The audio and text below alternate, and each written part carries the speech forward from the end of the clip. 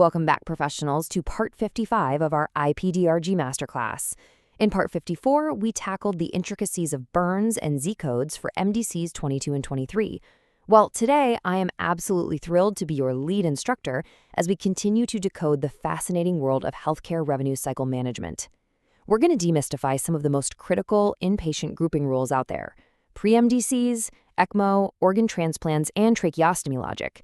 This is where the standard rules of coding literally get turned upside down, and understanding these exceptions is absolutely vital for accurate clinical documentation and hospital reimbursement. But before we dive into today's heavy-hitting topics, I have a quick favor to ask. If you are enjoying this lesson, please like, share, and subscribe to this channel, and share it with friends for this free course on Decode Healthcare with Harshal. Your support is what helps us keep this high-level specialized masterclass free and accessible to coders, CDI specialists, and healthcare professionals everywhere. For today's agenda, we'll be covering 1. Intro and MDC recap, 2. Global override logic for pre-MDCs, 3. High-weight transplants in ECMO, 4. Mechanical ventilation logic, and finally, 5. Our masterclass summary and teaser.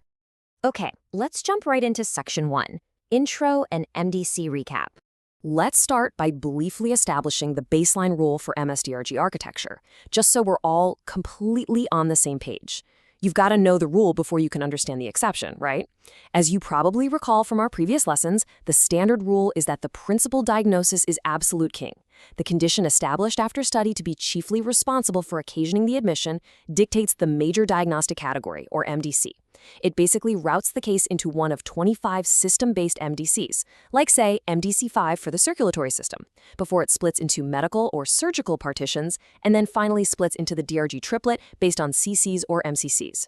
That is your normal, predictable pathway for inpatient grouping.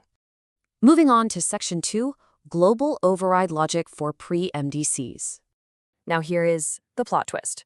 What happens when a clinical intervention is so catastrophic, so invasive, and intensely costly that this standard baseline logic completely falls apart?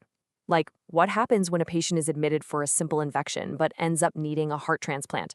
Enter the pre-MDC. You can think of this as the ultimate VIP pass in the MSDRG system. Pre-MDCs are a global override logic where these catastrophic, high-cost, multi-system procedures bypass standard MDCs 1 through 25 assignments entirely.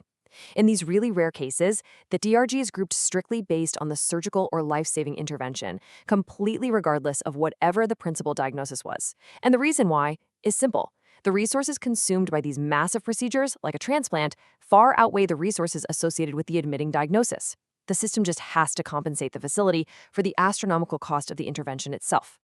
Next up is Section 3, High-Weight Transplants and ECMO.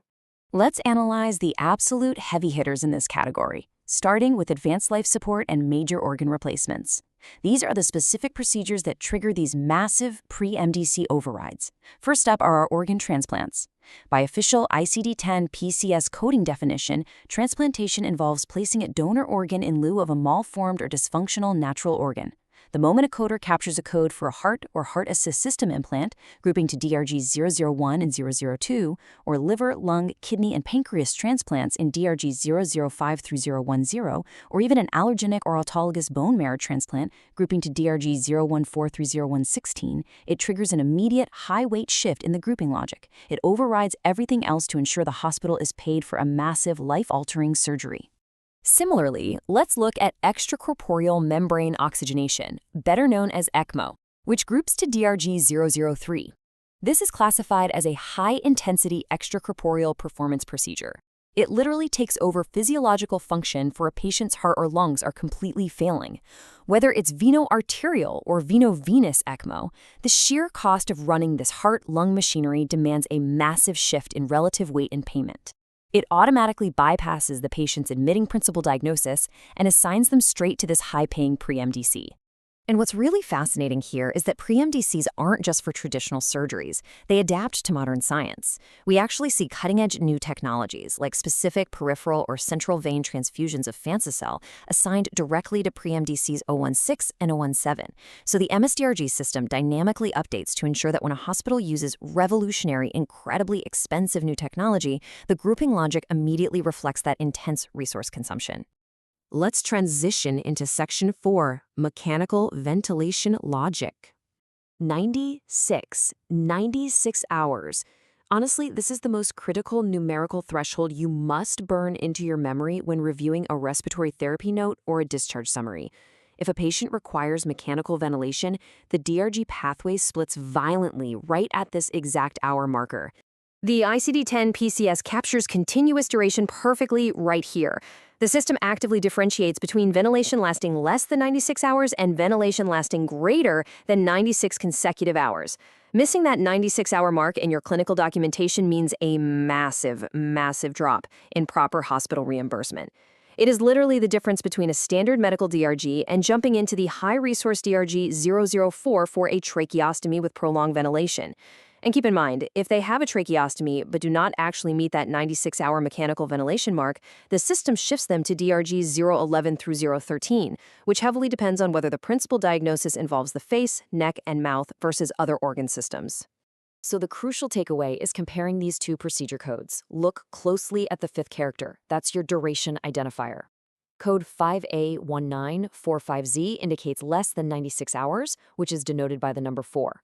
But code 5A1935Z indicates greater than 96 hours, denoted by the number 3. That single tiny character drastically alters the entire DRG pathway, based purely on whether the patient crossed that 96 consecutive hour line. Let's see how this builds into real-world coupling logic. Imagine a patient is admitted for pneumonia. During their stay, they unfortunately develop acute respiratory failure with hypoxia, and they end up intubated and ventilated for over 96 hours. This exact sequence is critical, okay? The principal diagnosis of pneumonia, coupled with the secondary diagnosis of acute respiratory failure, coupled with the PCS code for ventilation over 96 hours. This combination triggers a major complication or comorbidity, an MCC, maximizing both your clinical compliance and your final DRG relative weight.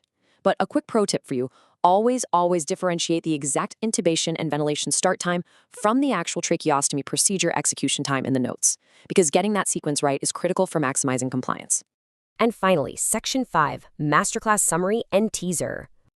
Let's wrap up this deep dive into these high-stakes global override rules. You have officially conquered the exceptions to the MSGRG rules today. You now understand how pre-MDCs disrupt standard MSGRG grouping, and why capturing exact ventilation hours is so incredibly important. But remember, the MSGRG system is primarily built for Medicare. What happens when we look beyond MSGRGs to all payer models?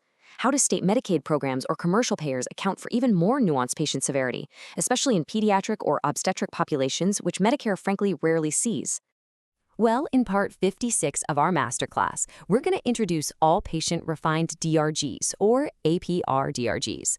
Unlike MSDRGs, which use a simple CC or MCC triplet, APR-DRGs utilize this dynamic 4-level scale to independently adjust for both severity of illness and risk of mortality.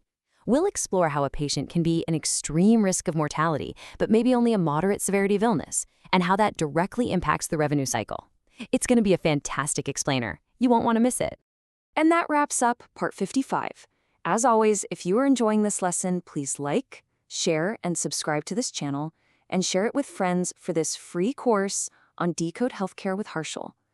Keep studying those guidelines, always double-check your mechanical ventilation hours, and I will see you in the next explainer.